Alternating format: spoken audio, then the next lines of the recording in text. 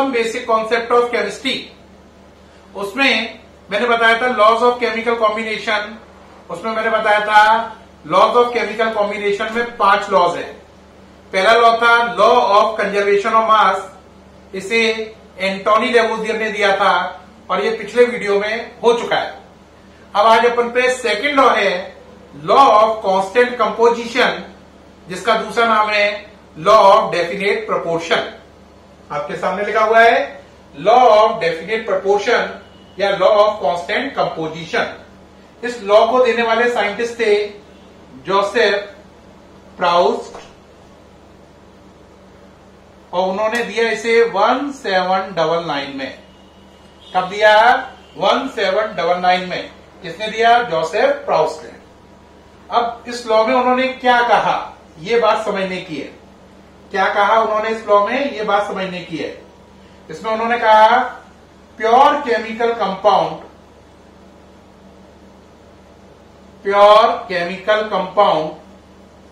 Always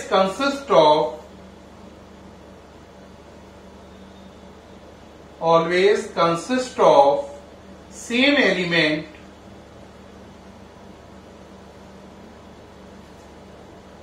which combine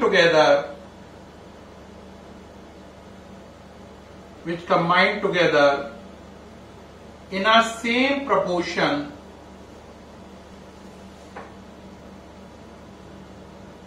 by their weights।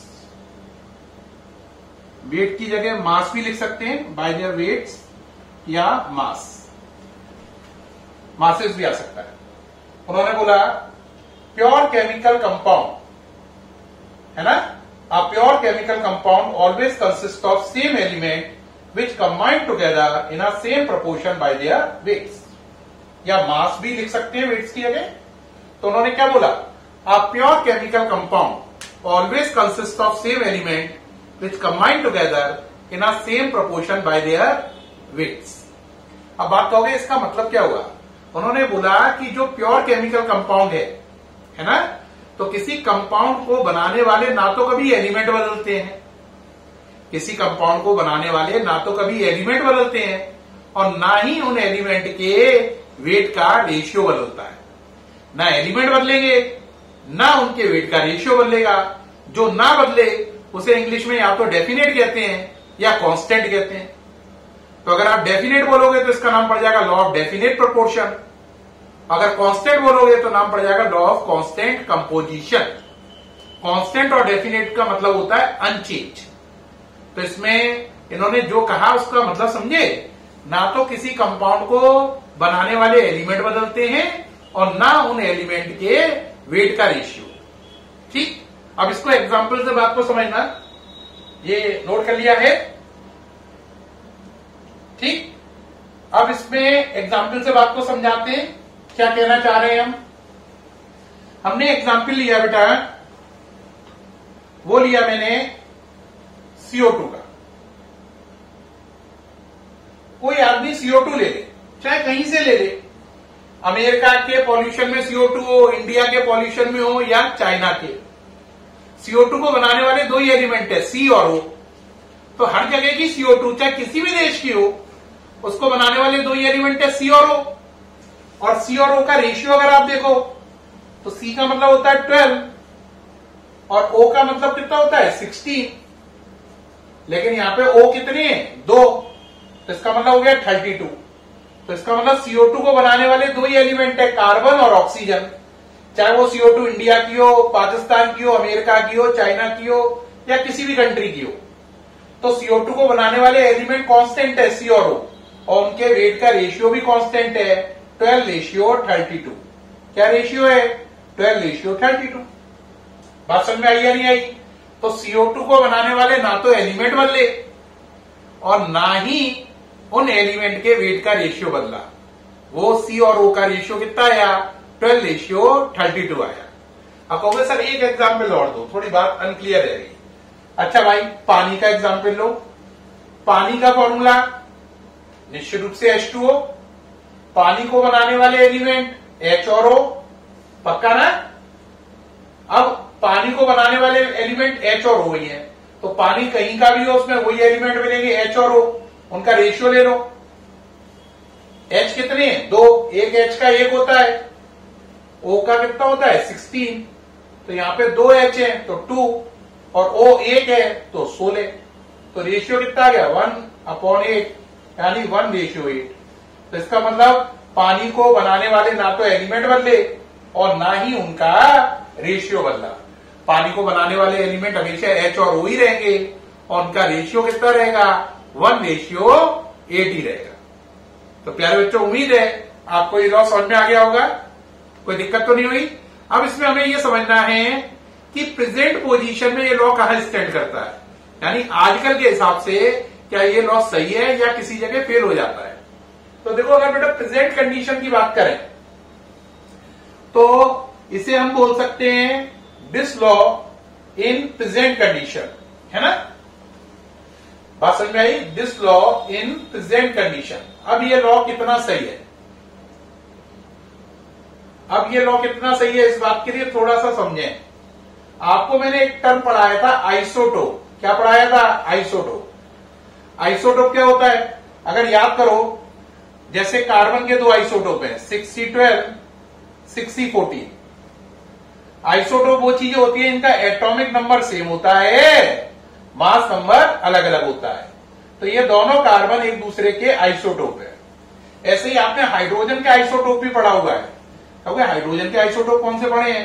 1H1, 1H2, 1H3 पढ़े हैं या नहीं? कहोगे हाँ याद आ गया, इसका नाम प्रोटियम, ड्यूटेरियम और ट्राइटियम। पढ़े हैं या नहीं? तो हाइड्रोजन के कितने आइसोटोप हैं? 3। कार्बन में 6C12, 6C14 एक दूसरे के आइसोटोप है। अब आप कहोगे ये आइसोटोप है तो सर इससे क्या दिक्कत है? आपको क्या दिक्कत आ रही है? इससे दिक्कत आ रही है, सोचो अगर कोई आदमी CO2 ले रहा है, क्या ले रहा है? CO2, तो उसके एलिमेंट तो C और O ही है, लेकिन अगर वो रेशियो ले तो कार्बन की तो 2 वैरायटी अभी मैंने बताया, 6C12, 6C14। अगर उन्हें ये वाला कार्बन ले रखा है तो रेशियो आएगा 12/32। लेकिन अगर कार्बन ये वाला है तो 12/32 रेशियो नहीं आएगा, तब रेशियो बदल के हो जाएगा 12 की जगह 14/32। तो एलिमेंट तो सेम रहेंगे लेकिन उनका रेशियो सेम नहीं रहेगा आइसोटोप होने पर। आइसोटोप होने पर देख रहे हैं आप, अगर ये वाली चीज है तो रेशियो 12:32 है और ये वाला कार्बन है तो रेशियो 14:32 है। तो ये लॉ आइसोटोप के केस में गलत हो जाता है। अब आप कहोगे दूसरा एग्जाम्पल भी दो। दूसरा एग्जाम्पल देखो, अभी पानी का दिया था, है ना? अब हाइड्रोजन के कितने आइसोटोप हैं? 1H1, 1H2, 1H3। ठीक, अब आपने पानी लिया। पानी में अगर H और O का रेशियो लेंगे, पानी के अंदर एलिमेंट H और O ही है, लेकिन अगर आप H ये वाला ले रहे हैं तो 2H का मतलब कितना हो गया? 2, और ऑक्सीजन 16। लेकिन अगर आप ये वाला H ले रहे हैं तो 2H का मतलब हो गया 2 2 जा 4/16। अगर आप ये वाला H ले रहे हो तो 2 3 जा 6/16। तो आप देख रहे हो रेशियो 1 2 3 आए, अलग अलग रेशियो आए। तो हमने साफ साफ देखा कि अगर आइसोटोप का केस बन गया, किसका केस बन गया? आइसोटोप का, तो ये लॉ बेकार हो जाता है। आइसोटोप के केस में एलिमेंट तो सेम रहते हैं, है ना? ये बात तो सही है, लेकिन उन एलिमेंट का रेशियो सेम नहीं रहता है। तो आइसोटोप के केस में जाकर ये लॉ सिंक कर जाता है, डूब जाता है। तो इस लॉ की ये कमी है कि आइसोटोप के केस में ये बेकार हो जाता है क्योंकि रेशियो मेंटेन नहीं रहते हैं। बाकी आइसोटोप ना होने पर ये लॉ बढ़िया काम करता है। उम्मीद है प्यारे बच्चों ये लॉ समझ में आ गया होगा और इस लॉ के ड्रॉबैक या कमी भी समझ में आ गई होगी। सामने से हट गया हूं, आप देख पा रहे हैं इसे। उम्मीद है ये वीडियो आपको बहुत अच्छा लगा होगा और लॉ ऑफ कांस्टेंट कंपोजिशन या लॉ ऑफ डेफिनेट प्रोपोर्शन आपको अल्ट्रा क्लियर हुआ होगा और ये भी पता चला होगा कि इसका नाम कांस्टेंट कंपोजिशन या डेफिनेट प्रोपोर्शन क्यों पड़ा। क्यों पड़ा? डेफिनेट या कांस्टेंट का मतलब है जो चेंज ना हो, ना तो इसमें एलिमेंट चेंज होते हैं ना उनका रेशियो। लेकिन बाद में पता चला ये लॉ आइसोटोप के केस में फेल हो जाता है। आपको ये वीडियो कैसा लगा? उम्मीद है बहुत अच्छा लगा होगा। मुलाकात होगी नेक्स्ट वीडियो के साथ। Thank you.